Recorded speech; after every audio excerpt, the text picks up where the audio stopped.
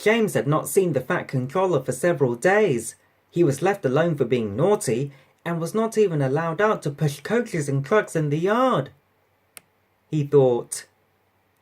At last the Fat Controller arrived, he said. Said James. Said the Fat Controller.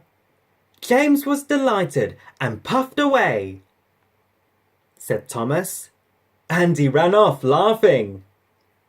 Said the trucks. James took no notice and started as soon as the guard was ready. He puffed. Screamed the trucks. But James didn't care, and he pulled the squeaking truck sternly out of the station. The trucks tried hard to make him give up, but he still kept on. Sometimes their brakes would slip on, and sometimes their axles would run hot, and each time the trouble had to be put right, and each time James would start again, determined not to let them beat him. Called the trucks.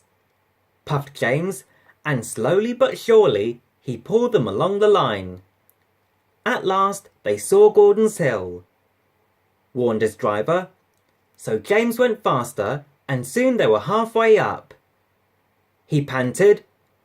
Then, with a sudden jerk, it all seemed easier.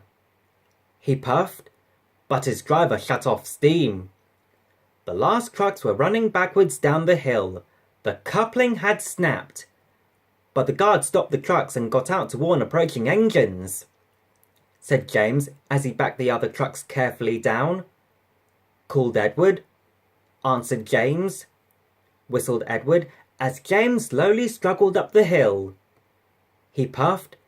He pulled and puffed as hard as he could. He panted. They reached their station safely, and James was resting in the yard when Edward pulled up. He whistled. Then James saw the Fat Controller. He asked himself. But the Fat Controller was smiling. He said,